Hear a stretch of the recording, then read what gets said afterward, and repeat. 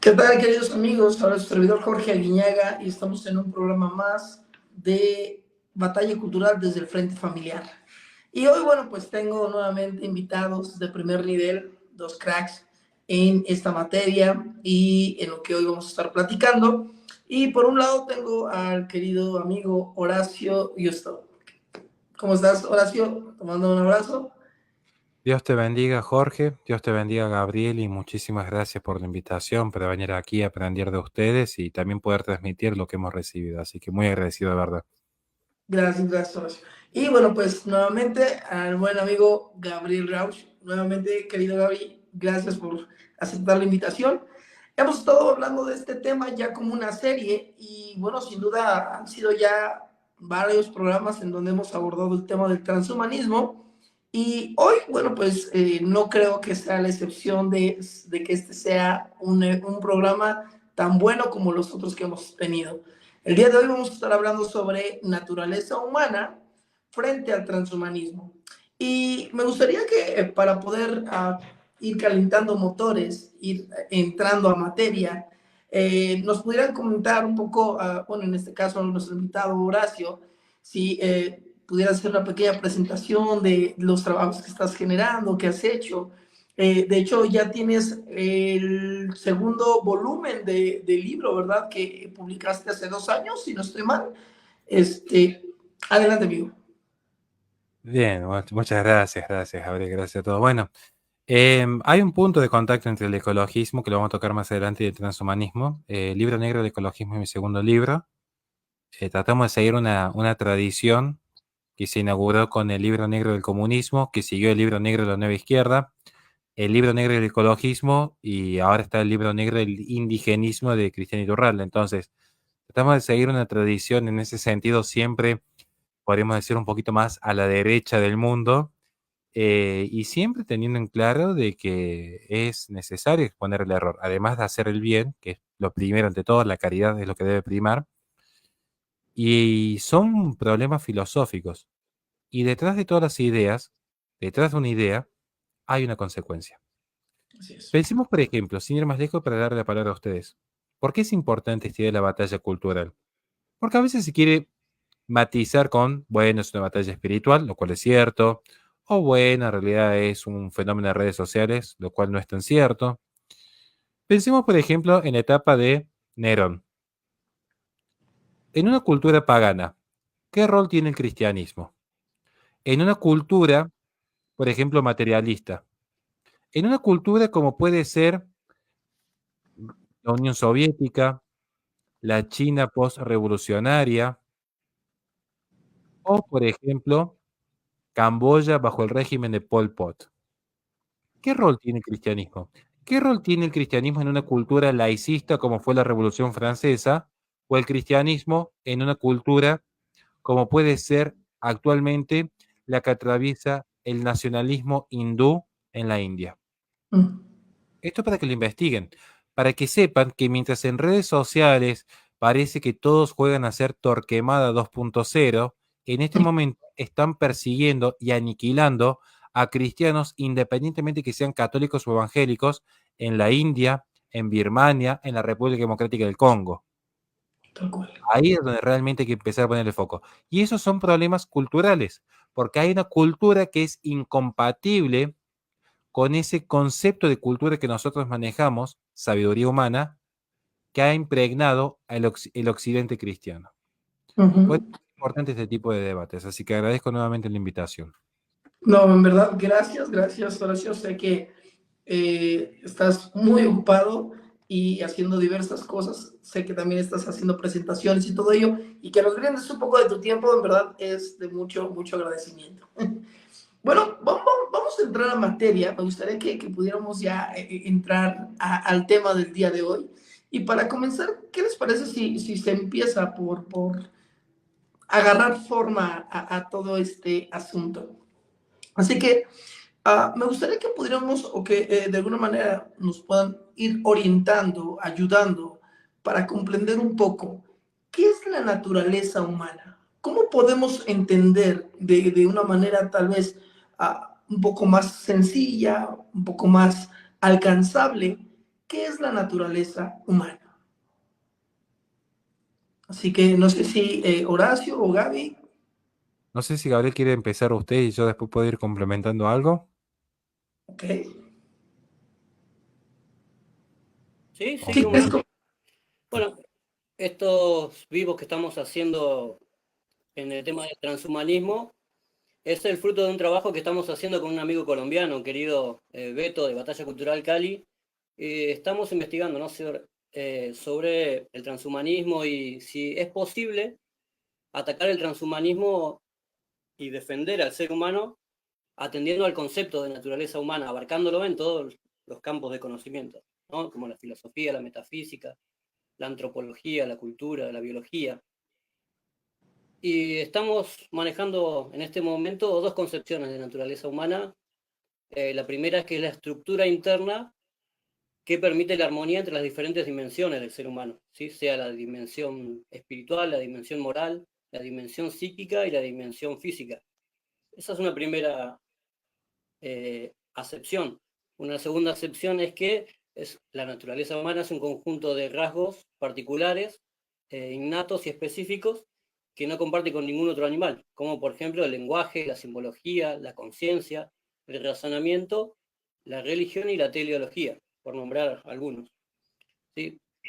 Dentro del lenguaje, que el hombre es un ser parlante, es muy importante el trabajo que hizo Ramón Llull, por ejemplo, en el siglo XIII, que fue contemporáneo de Santo Tomás de Aquino, que él planteaba que además de nuestros cinco sentidos tenemos el sentido del olfato, que, digamos, es el procedimiento en que nosotros captamos el conocimiento de la realidad, lo abstraemos y lo nombramos. Ese sentido del olfato no lo compartimos con ningún otro animal tampoco. Es importantísimo para entender lo que es el lenguaje en el ser humano. También es importante la conciencia, nuestro ser en el mundo, nuestro lugar en el cosmos, como diría Max Scheler, ¿no? Somos el único animal que se entiende a sí mismo y su lugar en el mundo. Tenemos una teleología también, tenemos un fin, es decir, el hombre a través de su intelecto y de su voluntad se mueve siempre hacia su bien, hacia su perfección. Por eso el hombre no puede ser un medio para un fin. El hombre es un fin en sí mismo.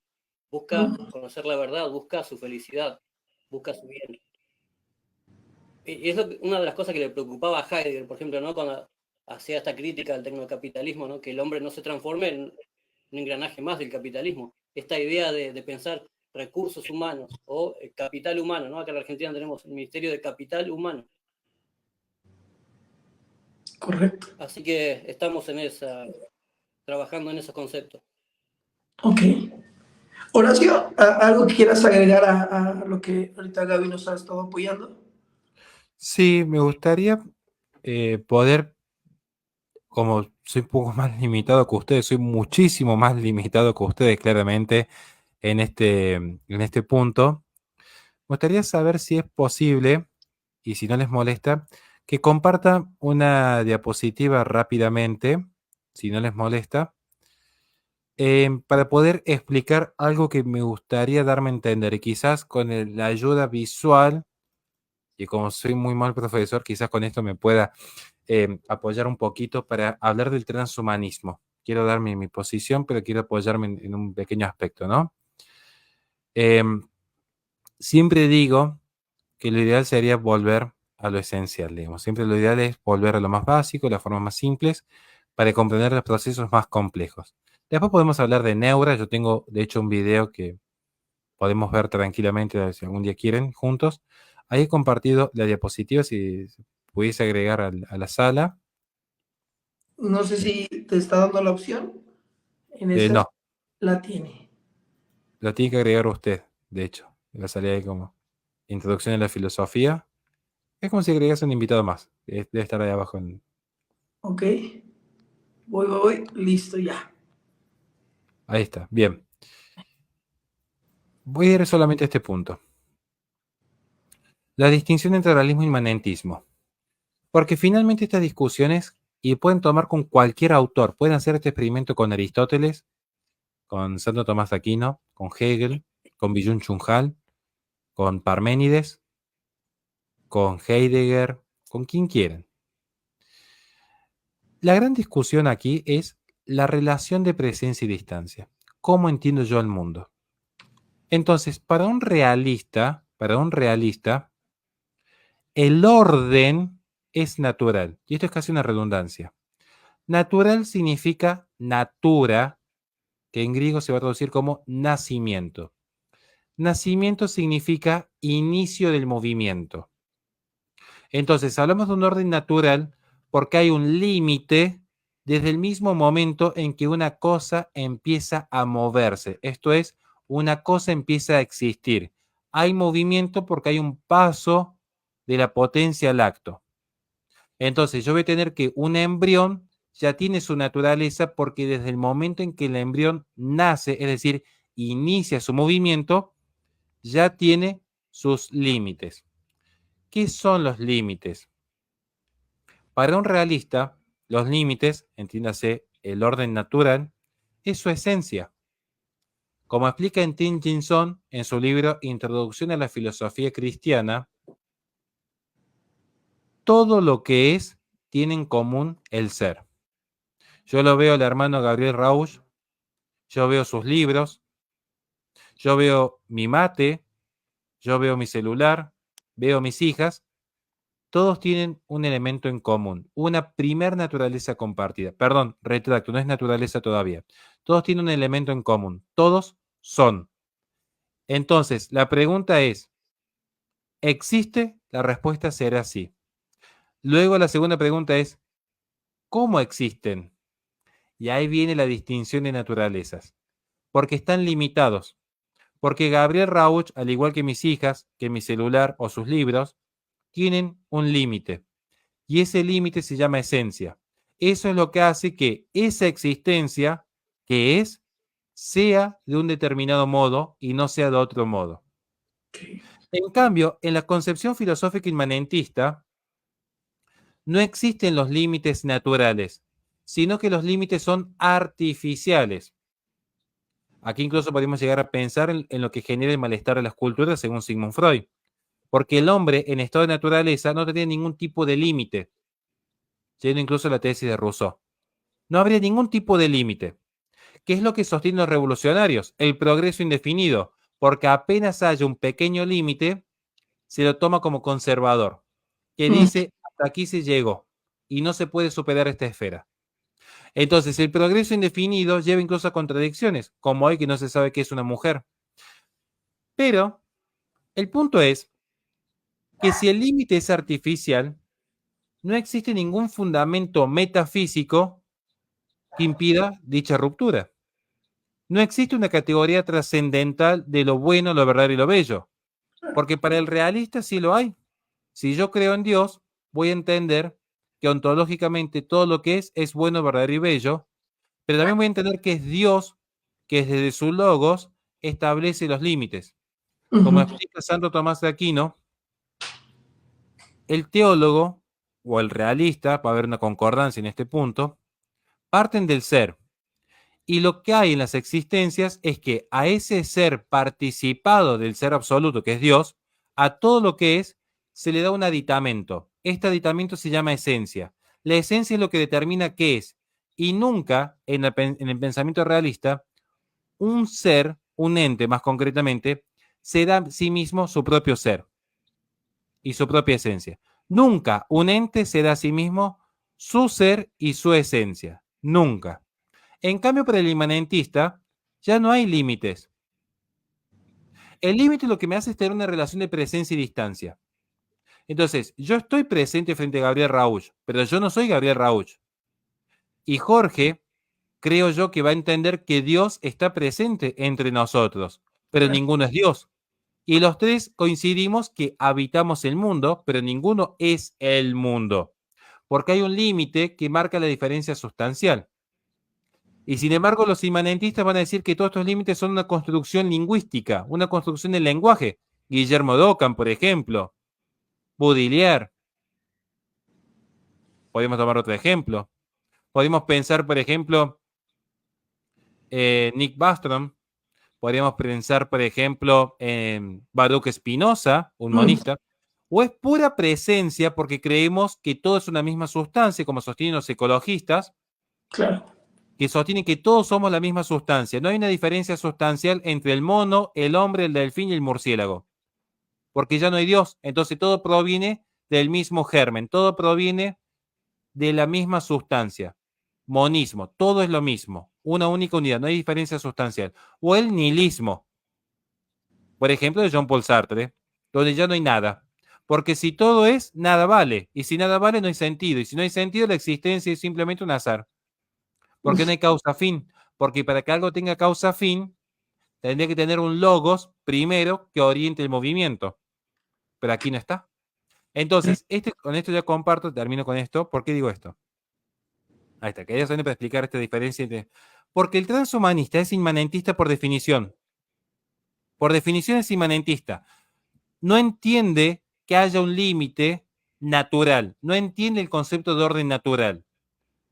Comprende el inmanentista, como el transhumanista, que los límites que nosotros llamamos esencias son simplemente un juego de palabras.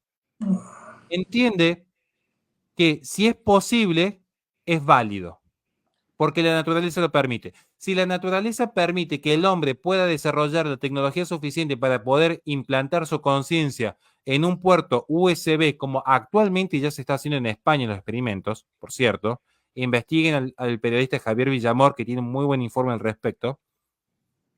Si yo puedo colocar mi conciencia como en la serie Black Mirror en la computadora, un transhumanista va a decir que es válido, Claro. porque no hay ni bien ni mal, porque no hay un límite natural, es todo artificial. Por lo tanto, este arete facere, este fenómeno hecho por el espíritu del hombre, puede modificarse, porque no Sí, existe pocas ningún...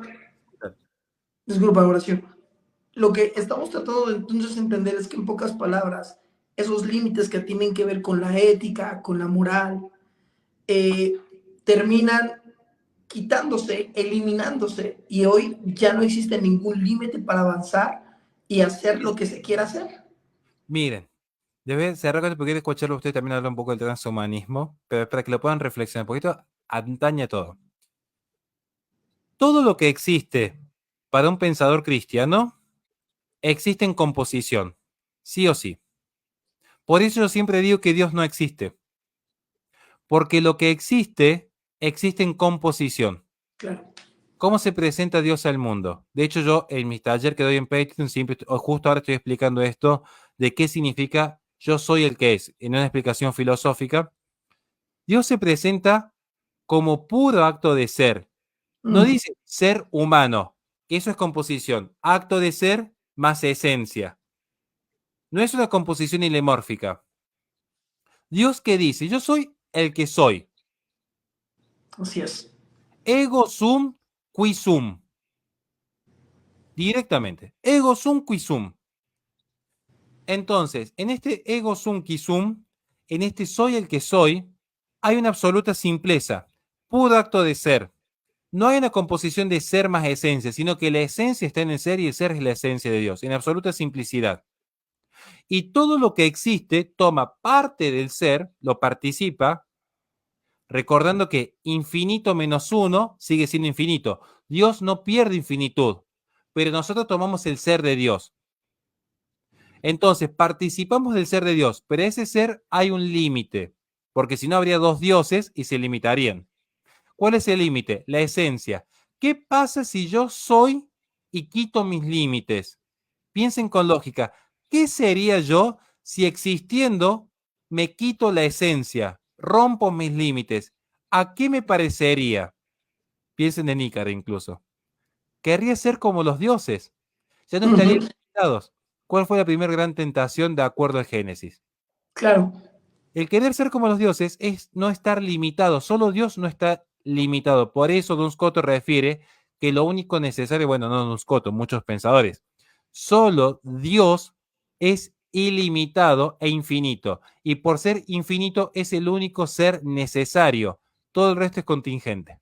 Entonces, lo que sucede es que en la soberbia del hombre, en el transhumanismo, lo que se quiere es romper con los límites naturales, considerando los artificiales para el hombre constituirse en su propio gran arquitecto, el hombre ser artífice de su propia esencia y darse su propio modo de ser. es el mayor acto de rebeldía. Y es tremendo, o sea, esta visión y este planteamiento que nos haces, en verdad, nos deja con cierto, incluso escalofrío, porque si no hay límites, todo está permitido. Ahora, yo he escuchado y estoy escuchando hoy más fuerte aquí en México, ya que, bueno, se acaba de abrir una pequeña secretaría en donde quien va a estar al frente es una científica y hace poco vi un pequeño post en donde ella plantea que el hombre siempre se ha ensoberbecido de ser la cúspide de la creación, pero que en realidad el hombre no es nada. Por tal motivo, no existe diferencia entre un perro y el ser humano. Y esos planteamientos creo que son los que están poniendo las bases para lo que tú hoy nos estás tratando y nos has estado ampliando un poco más sobre esta cuestión del ser. Porque si el ser humano tiene el mismo peso, el mismo valor y la misma imagen, el mismo ser que un perro, que un gato, que cualquier otro, un insecto, entonces, ¿qué termina siendo el ser humano, no? Y No sé, Gabriel, si quiere aportar algo, ¿no? Pues yo ya sobre eso ya he hablado bastante al respecto. ya vi adelante, amigo. Se me tildó la última parte, Jorge. Se cortó un poquito, ¿qué? No, ¿se puede repetir nuevamente? Se corta un poquito. No te había escuchado la última parte, Jorge. Ok. Bueno, planteaba que ante estos postulados que hoy se están dando en respecto a que el ser humano siempre ha osado o ha señalado ser la cúspide de la creación, lo máximo de la creación, ante una, obviamente, cosmovisión teísta, planteando que el hombre es creación de Dios. Hoy estos replanteamientos te dicen que no, que el hombre en realidad no tiene nada de qué halagarse o sentirse, siendo que no existe diferencia entre el ser humano y un insecto, la vegetación misma, un animal, cual sea este, ¿no? Entonces, a eso me refiero, ¿no? Que esta puede ser la base. Esta es la base de lo que hoy, bueno, Horacio nos está planteando un poco más sobre la cuestión del ser. Sí, sí, totalmente. A ver, también está el tema que plantean la inmortalidad, ¿no? Como la gran rebeldía. Claro. Plantear el tema de la inmortalidad es una gran rebeldía porque es el último don de Dios. Y además es imposible, es una mentira. Ya filósofos, ya empleados del Foro Económico Mundial, como Yuval Harari, por ejemplo, plantean el Homo Deus, plantean la inmortalidad del hombre. Es imposible y es una mentira porque, por ejemplo, hace algunos años vienen trabajando con el tema de unas células porque descubrieron que en unas medusas hay células autorregenerativas. Es decir, Claro. que estas medusas pueden vivir cientos y miles de años porque siempre vuelven al ciclo anterior. Lo mismo pasa con algunos tiburones en Groenlandia, por ejemplo. Bueno, es decir, plantear la inmortalidad es la gran rebeldía contra Dios, además de que es imposible y de que es mentira. Sin duda.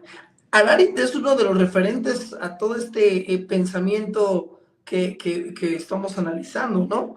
Creo que él, curiosamente, con su trilogía de libros, plantea muy bien este término, ¿no?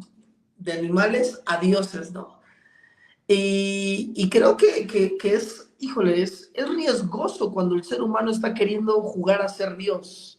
Es peligroso, es muy peligroso. No sé sobre este punto, Horacio, ¿qué podrías apoyarnos en respecto a este planteamiento? ¿Qué tan peligroso puede ser este juego del ser humano por querer ser Dios mismo, ¿no? Es que simplemente anula la categoría de bien y de mal. O sea, el tema es, a ver, va a sonar un poco raro lo que voy a decir, pero el peligro es que no habría peligro. Uh, Y, y por eso digo que es complejo de entender. Les pido que me presten atención, porque yo vengo ya muy cansado, tuve que dar clase a la mañana y a la tarde. Si no me doy a entender, el problema es que soy yo que explico mal, eso está claro, ¿no? ¿Qué es el mal? Pensemos, ¿qué es el mal? El mal es privación del bien debido. ¿Estamos de acuerdo? Mucha sí. gente dice ausencia del bien. A mí me ha tocado reprobar a alumnos cuando responden así porque no es eso el mal. O sea, siempre les explico lo mismo. Hablando del transhumanismo. Si mi hija hubiese nacido ciega, yo diría hay un mal. ¿Por qué? Porque le es debido al ser humano el ver. Comparo el deber ser con el ser. No hay una coincidencia plena. Entonces digo, hay una carencia, hay una privación, pero hay una privación del bien debido, porque las alas son un bien, pero son un bien en relación al pajarito. Como mi hija no es un pajarito, su naturaleza no es ser un ave, que mi hija no tenga alas no afecta en lo más mínimo que haya nacido sin alas. ¿Me van siguiendo hasta allí? Sí, El sí. mal es privación del bien debido. ¿Qué es el peligro? El peligro es una amenaza seria y probable, de acuerdo al curso natural de las cosas, en cuanto que acaezca un mal. Entonces, para que algo sea peligroso, necesito reconocer que existe o que potencialmente puede haber un mal. En Claro. un sentido técnico, lo aclaro porque después se puede sacar de contexto, en un sentido muy técnico, el mal en sí mismo no existe porque no tiene causa eficiente. El mal Ujú. es causa deficiente, pero para que nos podamos entender en el diálogo y no entrar en tecnicismo, vamos a decir que el peligro implica la existencia probable de un mal. Por eso es peligro y no es un mal consumado. Pero para que yo hable de mal, tengo que tener previamente una noción del bien debido. Y el bien debido está dado por la naturaleza de las cosas. Un ser humano, por su naturaleza, debería poder ver. Esta es la gran pregunta, porque acá es donde empieza a jugarse la línea que distingue el transhumanismo con el bioconservadurismo. Un ser humano, por su naturaleza, debería poder ver. Si la respuesta es sí, y yo tengo un niño que nace ciego, que el ser humano, mediante la razón y la inteligencia, pueda subsanar esa vista que ha perdido el niño, yo como conservador voy a decir, bienvenido sea. Claro. Es como lo que sucede cuando un niño pierde a sus padres. ¿Qué institución aparece? Una institución artificial, porque no es natural. Si los Ujú. padres naturales de un niño mueren, ¿qué institución artificial aparece? La adopción, Claro. porque se intenta, mediante la virtud del hombre, subsanar una alteración del bien debido. Ahora, ¿le es debido por naturaleza al hombre con solo pensar tener incrustado un chip que le permita cambiar los canales o manejar el celular con un pestañeo? Ahí es donde tomamos distancia del transhumanismo, porque es cuando se empieza a perder la esencia que está dada por su naturaleza, por el deber ser.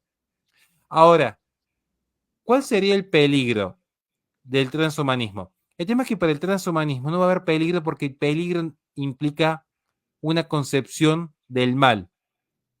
Pero si Dios ha muerto y el hombre lo ha matado, no tengo un barómetro para establecer qué es el bien y qué es el mal. Todo se reduce a una construcción social. Lo que antes parecía impensable, hoy de hecho es una realidad. Y el transhumanista, como todo inmanentista, no trasciende, ve la existencia y decir, bueno, ¿es posible o no es posible que haya un papá manteniendo relaciones con su hija? Y como posible es, listo, es parte de la realidad.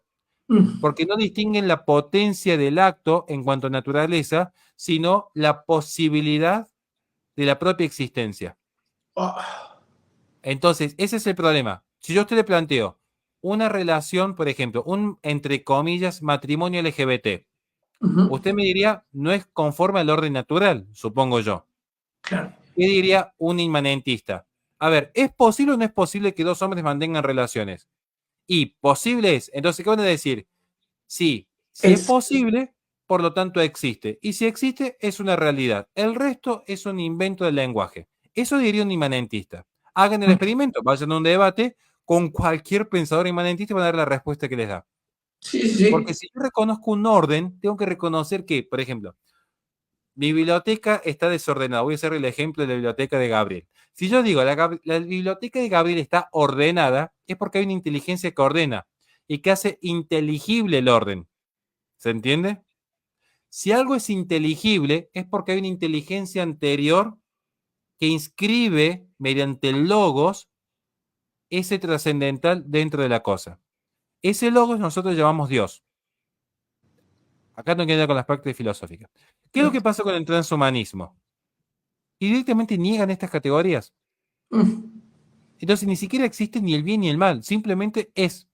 En todo caso, el bien y el mal, si tienen que dar una respuesta, la van a dar desde el utilitarismo secularista de John Stuart Mill y Jeremy Bentham. Es decir, bueno, si podemos mejorar la calidad de vida y la felicidad de la mayor cantidad de personas posibles, ¿por qué no? Y ahí es donde se confunde lo que es el avance científico al servicio del hombre, algo que yo favorezco, claramente, a lo que es la tecnocracia y la sustitución de la naturaleza humana por un régimen de algoritmos. Que esto es lo que denuncia muy bien Byung-Chul Han. Estoy citando a un budista. A ver, a mí ya me han salido a excomulgar por tener un buen trato con mis hermanos evangélicos. Ahora por citar a un budista ya van a decir que soy el culmine de la energía. Pero bueno, digo, Byung-Chul Han plantea algo muy interesante en su libro, que yo recomiendo, que se llama No Cosas. Así como yo dije que no hay que comprar el libro Infocracia porque es muy malo, sí recomiendo No Cosas, que es un libro muy bueno. No Cosas de Byung-Chul Han lo plantea fantásticamente. La revolución industrial reemplaza el artesano. Y el auge del capitalismo va a empezar a reemplazar al Homo Faber. Ese hombre que con sus manos transformaba la naturaleza ya no existe. Y ahora la inteligencia artificial incluso reemplaza el intelecto humano. Paulatinamente el humano está desapareciendo. Ya no solamente que no transforma la naturaleza, porque ahora lo hacen los robots. Ahora va a ser la inteligencia artificial la que piense por el hombre. ¿Y qué es el hombre? Literalmente, y no lo digo como teoría conspirativa, lo digo como alegoría filosófica. Es Matrix. Somos simplemente baterías, unidades de consumo y producción. Generamos energía, generamos energía, nada más. No hacemos otra cosa que generar energía para el sistema. No es más que eso. Por eso siempre digo que la mayor, entre comillas, revolución, porque no es que seamos revolución, pero hoy el mayor acto de rebeldía termina siendo una persona simple, con un trabajo simple, con una familia simple, viviendo de manera simple. Hoy, que un hombre pueda trabajar en su pequeño almacén o en su taxi de sol a sol, que la mujer tenga hijos, que los domingos vayan a misa o al templo, se congreguen, que oren, que puedan ayudar al vecino, que visiten un enfermo, que salgan a pasear todos juntos a la plaza a tomar unos mates, es lo más revolucionario porque se alejan de ese control sistemático que plantea el transhumanismo a través de la inteligencia artificial. Y la gente no se da cuenta cómo esto está avanzando. Al Claro. principio parece que soluciona muchos problemas. No es que el transhumanismo vamos a hacer el día de mañana una especie de cyborg como un videojuego que a mí me encanta que se llama Cyberpunk. No, no es esa romantización.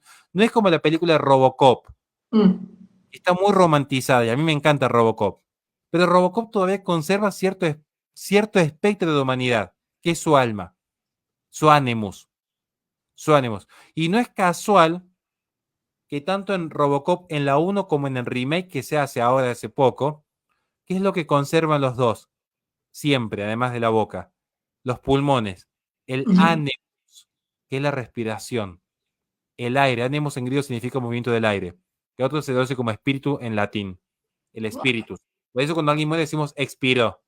Sí, Estamos sí. perdiendo ese animus, estamos perdiendo el alma. Hoy los algoritmos nos controlan, ya vivimos en un sistema transhumanista. No esperen ser como los cyborgs. Hoy la tecnología está absorbiendo al ser humano. Objetivamente. Hoy está. Vean la fecundación in vitro, cómo ha avanzado. Hasta Donald Trump, supuesto candidato pro vida, quiere fomentar la fecundación in vitro como mecanismo de reproducción. Mm.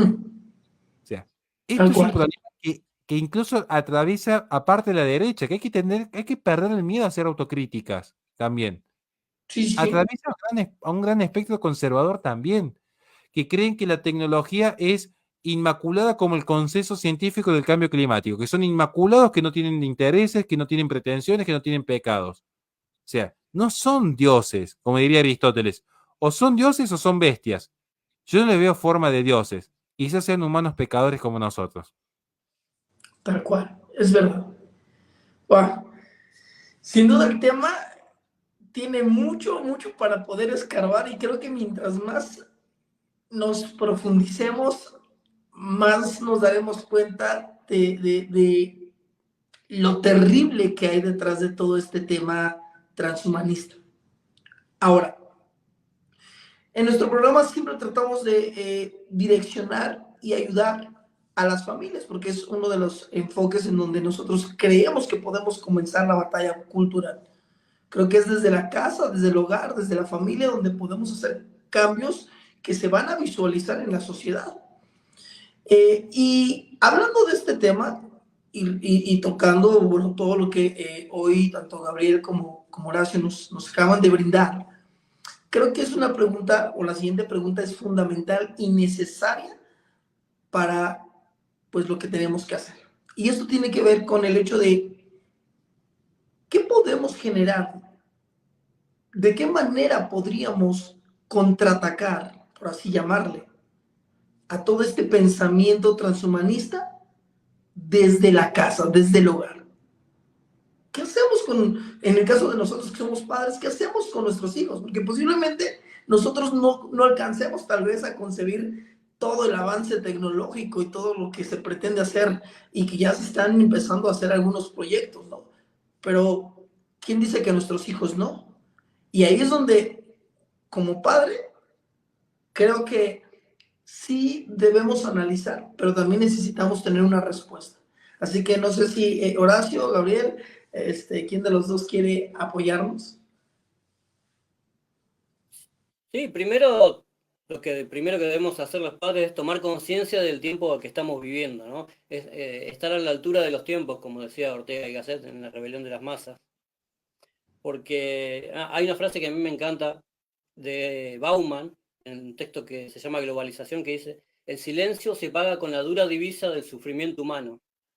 Entonces es hora de formarnos en estos temas, porque vienen rapidísimo, y es hora de explicarle a nuestra familia, a nuestros hijos, el peligro de la técnica, ¿no? Estamos viviendo en la era de la técnica.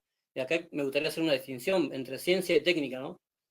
Porque esto que mencionaba Horacio sobre los imanentistas, que ellos dicen, bueno, lo que si se puede hacer, se tiene que hacer y punto, no hay una norma, no hay una ética. Hoy vivimos en la ética del consenso que decía Habermas. Y esta idea viene ya desde los empiristas como Bacon, por ejemplo, que decía que todo lo que la ciencia puede hacerlo, debe hacerlo en nombre del progreso. Entonces, hoy la técnica está inspirada en eso, pero hay que hacer una distinción, ¿no?, entre ciencia y técnica. Porque a la ciencia hay que dejarla actuar, la ciencia es una manera de buscar la verdad. Y la técnica, es decir, el científico busca conocer el mundo, el técnico quiere cambiar el mundo, ¿no? Entonces creo que los controles no tienen que estar en la ciencia, sino en la técnica, en cómo se aplican. Por ejemplo, hay filósofos que después de la Segunda Guerra Mundial, con todo este desencanto de los humanismos que han fracasado, por ejemplo, decían Sloterdijk, Hans Jonas, Sloterdijk planteaba esto, ¿no?, que los humanismos han fallado porque siempre intentaban domesticar al ser humano a través de un sistema educativo que tenía un escrito con pretensión universal. Entonces, para salir de esto, él dice que hay que dejarlo todo a la antropotecnia, ¿no?, para mejorar, que haya un nuevo ser humano. Pero cae en lo mismo, porque el transhumanismo es, primero, que es idealista, y segundo, que tiene una pretensión universal. Así que se pega un tiro en el pie en ese sentido de Sloterdijk, ¿no? Hans Jonas es otro, Horacio lo debe conocer porque era un ecologista de la década del 70, un filósofo alemán, que él escribe El principio de responsabilidad, ¿no? En la década del 70, en pleno furor de la Guerra Fría y en todo el problema que había con la crisis del petróleo en Medio Oriente, también desencantado de los humanismos, él planteaba una tecnocracia, dejar todo en manos de la técnica. Y ahí es donde veo el problema, ¿no? Porque hoy la técnica, digamos la antropotecnia, está en manos de los más poderosos, del Foro Económico Mundial, de la ONU. Entonces, ahí está el peligro, en quién es el que aplica estas técnicas al ser humano. Así que desde la casa debemos informarnos y, bueno, actuar en consecuencia, porque, como decía Bauman, el silencio se paga con el precio de la dura divisa del sufrimiento humano. Genial, genial. Horacio, adelante, adelante, te escuchamos. Bien, yo ya tengo que ir partiendo, están escribiendo, ya tengo que ir Sin duda. cumpliendo los roles de padres.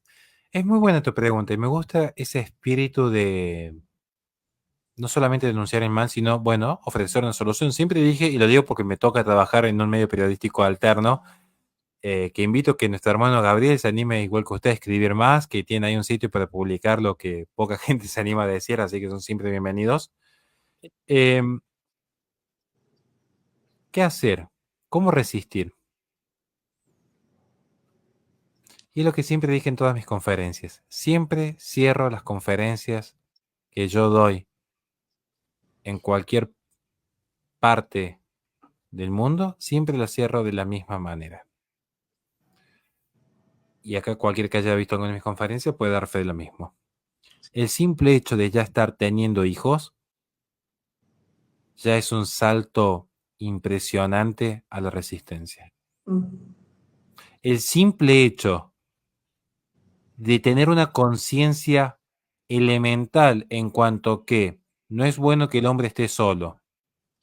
El simple hecho de que el hombre sepa que debe unirse en una sola carne con su mujer, que trabaje de sol a sol mientras la mujer va a parir con dolor, mientras se entiendan que su llamado es a ser fecundos y dominar la tierra, ya están resistiendo. Porque claro, el ecologismo, ¿qué es lo que va a plantear?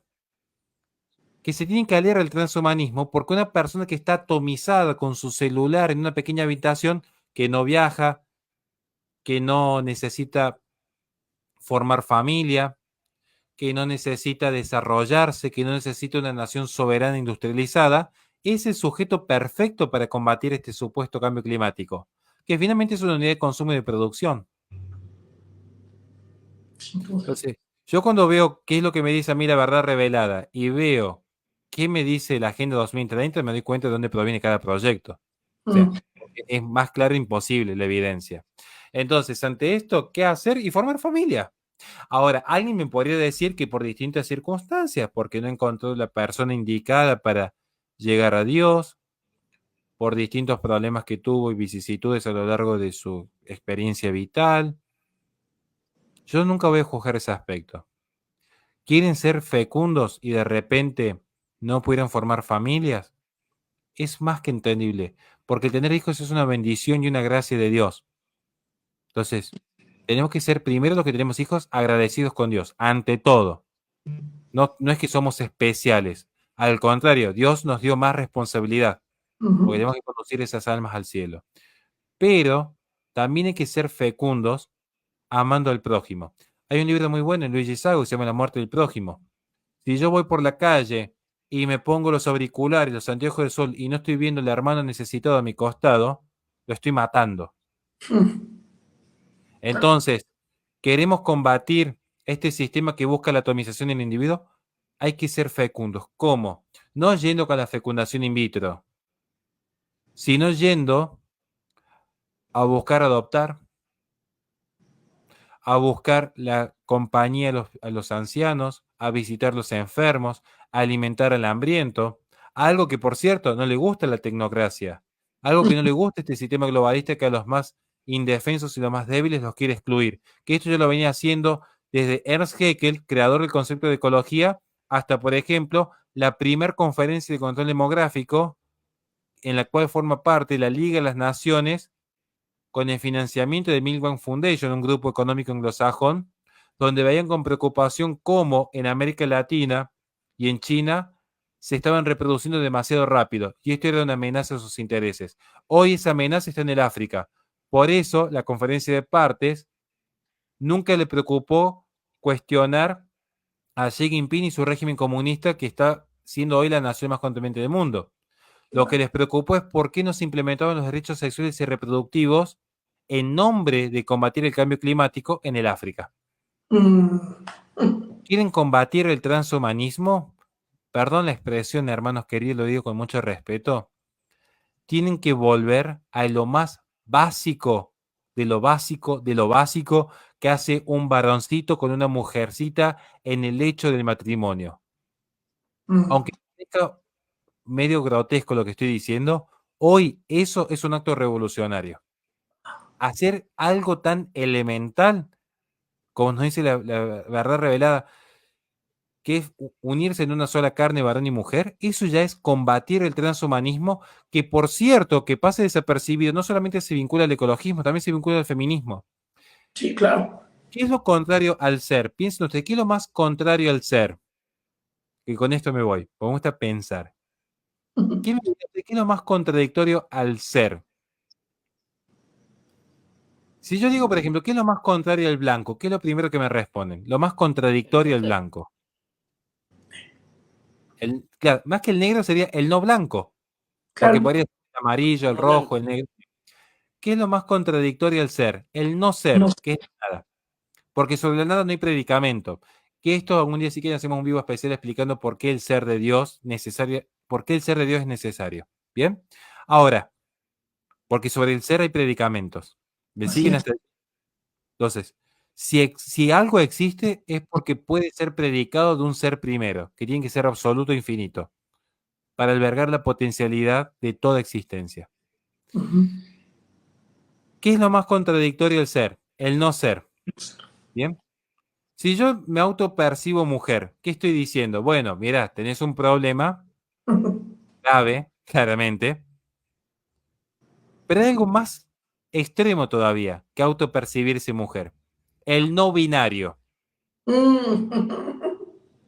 Por eso está esta corriente, ya no solamente que es la corriente animalista de ser una misma sustancia con los animales, ahora es toda una identidad tal que gira al no ser. Porque yo les pregunto, ¿puede de la nada surgir algo? En términos de la cosmología más elemental y básica. De la nada nada surge, por eso es la nada. De la nada nada surge. Entonces, ¿qué surge del no ser? Del no ser no surge el ser. Esta es la discusión que tenía ya Parménides con Heráclito, de hecho. Así es. ¿Qué surge de un no binario? Ahí está el tema. Es una excelente forma de controlar la natalidad. Porque si yo estoy encerrado en el mundo digital no hay carga ontológica. ¿Qué vida puede reproducirse?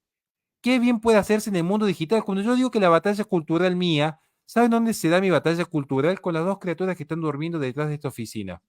Que esas almas lleguen al cielo. Esa es mi batalla cultural. No es Twitter, no es 1000 videos de YouTube, no es una foto en Instagram con mi pañuelito celeste o un trending topic en Facebook de sí a la vida. Batalla cultural es justamente cultivar algo para las generaciones venideras. Y el Claro. problema de la batalla cultural actualmente es que vamos a los parques y están vacíos de niños. Por eso digo que la gran revolución es primero empezar a ser fecundos. Después el resto vendrá por añadidura. Pero yo desde el no ser no puedo hacer emerger el ser. Yo puedo tener las mejores ideas en internet. Pero si la realidad está vacía, ¿de qué me sirve? Yo puedo ser el mejor profesor del mundo de filosofía. No lo soy, de hecho, debo ser el peor de todos. Pero ¿de qué me sirve ser el mejor profesor de filosofía si tengo un aula vacía? ¿De qué me sirve el cuadro más bello de arte si no hay un alma que se deleite y se goce con la observación? Esto lo estudio en filosofía del arte.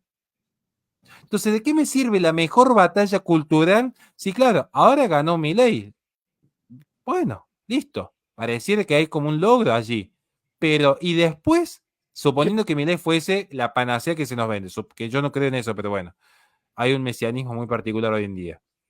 Pero descartando eso, ¿de qué me sirve si el día de mañana Argentina va a desaparecer? Tiene una tasa de natalidad de 1,54, está por debajo del promedio necesario de 2,1 para sostenerse, no digo crecer, porque pensamos que estamos sobrepoblados con una Patagonia vacía. Ahí es donde yo veo que está la resistencia. volver al ser, porque las palabras, quieran o no, se las lleva el viento. Lo importante es esta, la realidad. Claro. Primero la realidad. Después vamos con los ejercicios filosóficos. Así que bueno, muchas gracias por la invitación a ambos. No, en verdad, Horacio, qué clase nos has dado el día de hoy. Sin duda, nos quedamos con ganas de escucharte más. Sé que tienes compromisos ya, pero antes de que te vayas, me gustaría solamente pedirte que nos puedas responder dos cosas. Uno, algunas personas del público nos están preguntando que en México, ¿dónde pueden conseguir la segunda parte del libro negro del ecologismo? Ya que ya lo has estado anunciando, pero pues algunos están interesados aquí en México. Bien, voy a pedir perdón, no me gusta hacer spam de mi canal, no me gusta No, hacer no, adelante, proselitismo. adelante. No. Pero bueno, lamentablemente, para que no se vayan a confundir, si van a mi canal de YouTube Horacio Justo y ven la descripción de los últimos vivos que yo he estado haciendo, ponen la descripción ahí que te anda después de abajo del título de descripción, ahí tienen cómo conseguir mi libro en cada país. Entonces en México le escriben a ese email que es el de Joana Campos, que es una mujer que trabaja en Gateway Hispanic, le escriben un email o directamente me escriben a mí, a mi Instagram, y yo les paso los datos sin ningún problema. Me pueden escribir a mi Instagram o a mi propio email también, o al email que figura en la descripción, y ahí lo consiguen sin ningún inconveniente. Perfecto. Muy bien. Y Llega a bueno, los 2 pues días, de hecho. la segunda pregunta iba relacionada a esto, sobre tus redes sociales, a donde la gente puede seguirte para seguir escuchando todo este tipo de información y datos e investigación que tú mismo estás haciendo y que estás presentando. Así que, pues adelante, amigo, ¿dónde más podemos seguir escuchándote? Yo no manejo mis redes, todas las redes salen como Horacio Justo, pero yo no las manejo. Cada tanto subo algo, por ahí en Instagram puedo estar un poquito más activo, subiendo algún tipo de contenido, más que todo flyers o alguna noticia del día que me parece interesante compartir. Pero en YouTube, donde por ahí puedo generar algo, hago mis vivos. Pero pasa que los que me siguen en YouTube saben que yo jamás pedí que se suscriban a mi canal. Siempre digo, bueno, esto es un espacio al que le gusta pensar y acá venimos, somos siempre 30, 40 locos que queremos pensar, cuestionar, debatir, porque nos gusta la filosofía y no queremos que sea algo popular tampoco. Pero bueno, como Horacio Justo, ahí tienen mi contenido, digamos. Tengo un canal alternativo que se llama Un Conserva Random, pero ese otro canal lo hago un poco como hobby con mi hija, que a veces nos divertimos analizando películas, cómics o cosas así, bueno, pero es más de hobby, que me gusta mucho, lo hago como hobby, sinceramente. Pero bueno, ahí más o menos pueden encontrarme. Pero insisto, o sea, más que todo en Instagram, si alguien me quiere mandar un mensaje privado, ahí puedo responder por el tema de algún libro. Pero yo igualmente siempre recomiendo 1, 2 horitas al día, como mucho, de redes sociales. Digo como mucho porque yo también consumo, pero lo pongo de fondo mientras estoy corrigiendo un examen, estoy preparando una clase, pero no nos... Es importante dar la batalla cultural, pero no nos dejemos asfixiar por las redes. Eso digo que tenga mucho cuidado porque pasa desapercibido y pasa entre gente muy buena que lamentablemente yo la he visto caer en vicios muy profundos por no saber poner límites a las redes. Lo digo con mucho cariño, pero algo que puede ser tan enriquecedor como un diálogo interreligioso, hoy se ve lo peor de lo peor de lo peor, que no favorece ni al católico ni al evangélico por no poner límites a tiempo a este desenfreno virtual, porque confundimos lo real con lo virtual, porque muchas de las cosas que se dicen en las redes sociales cara a cara no se diría a nadie, por respeto al prójimo, porque cuando tenemos el prójimo al lado nos mueve ese Espíritu Santo donde vemos que está Dios en el corazón del otro. Así Pero en es. las redes que estoy viendo, una pantalla, una cosa, un objeto. Entonces, como veo un objeto, una pantalla y no una persona, confundo la persona con la pantalla y trato a la persona como un objeto. Exactamente.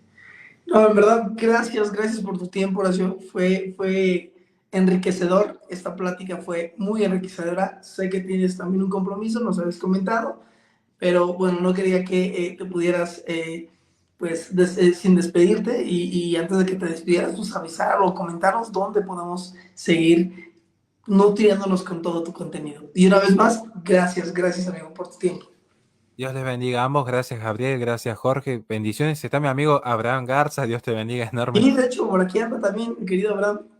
Listo. Dios les bendiga. Tengo que partir ya mismo. Cuídense. Muchas gracias por todo. Nos vemos. Gracias por todo.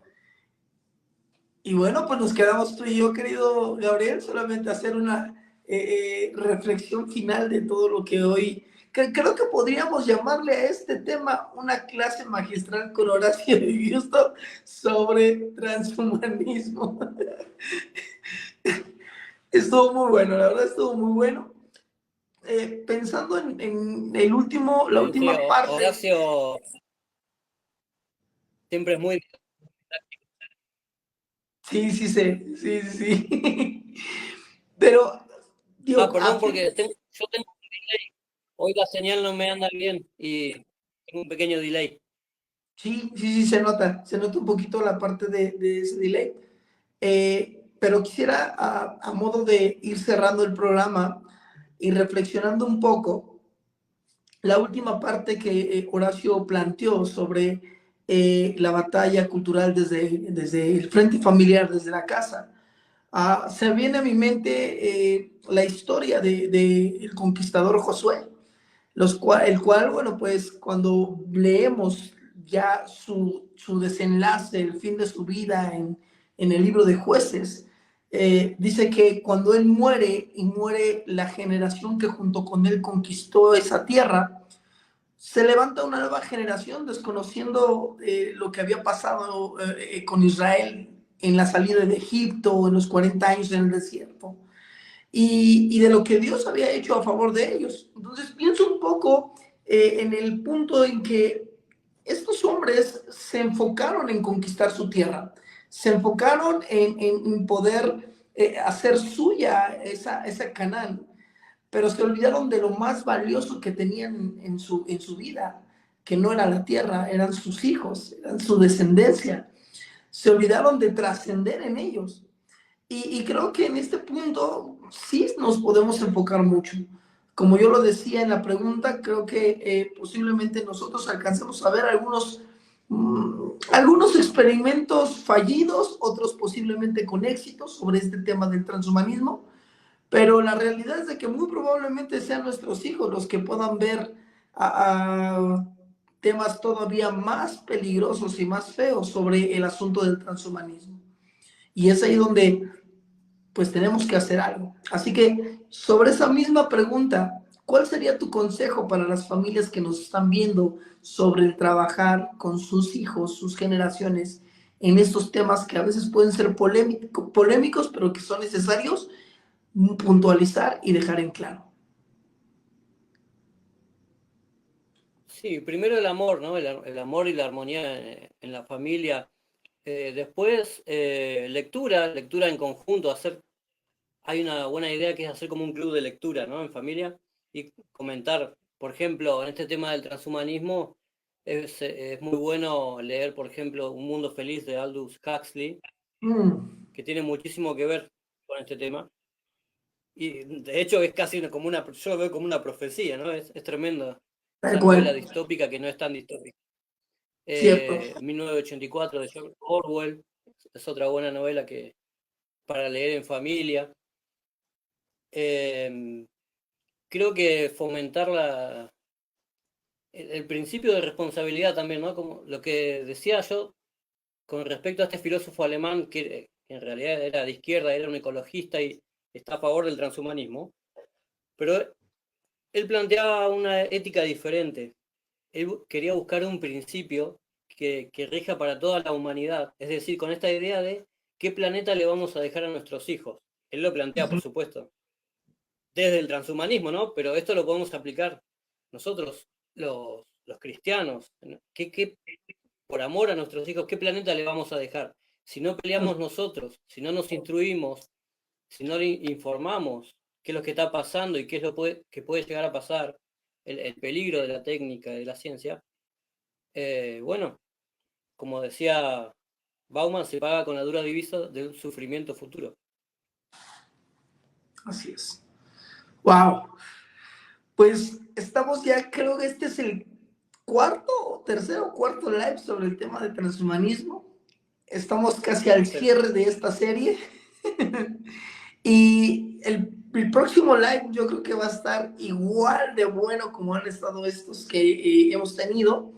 Así que, pues antes de despedirnos, querido Gabriel, me gustaría que nuevamente nos compartas dónde podemos conseguir tu libro, dónde podemos seguirte a través de redes, a través de YouTube, no sé si tienes un canal, así que adelante, querido amigo, te escuchamos. Bien, el libro Prohibida a la familia lo pueden conseguir en Amazon. Ya está prácticamente en casi todos los países.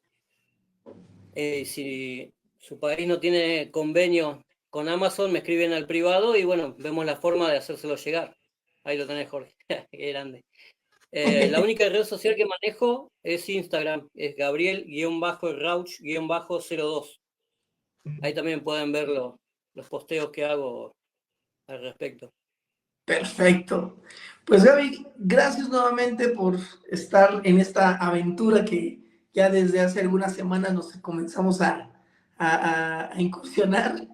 Y bueno, pues solamente el público que nos sigue, gracias Ana María, Anita, gracias, Maur, Abraham Garza, amigo, él es de Monterrey y tiene un librazo que en verdad está buenísimo, a ver si después nos aventamos un live con él.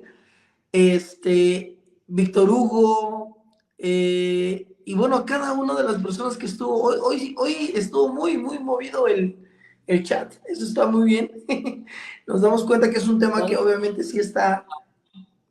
Un saludo a mi amigo Beto de Batalla Cultural Cali que dijo que nos estaba viendo.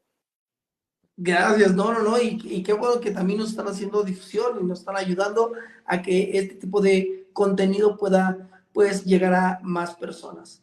Y bueno, pues por mi parte soy Jorge Aguiñaga, nuevamente te recuerdo mis redes sociales, Facebook, Instagram, TikTok, me puedes encontrar como Jorge Aguiñaga Salazar y también te puedes suscribir al canal de Jorge Aguiñaga Oficial, en el cual, bueno, pues tenemos todos los videos anteriores. Este video también estará ahí sobre el tema de transhumanismo, pero no solamente esto, sino todo el material o los materiales que tenemos sobre otros temas en donde hemos estado pues trabajando en los últimos años.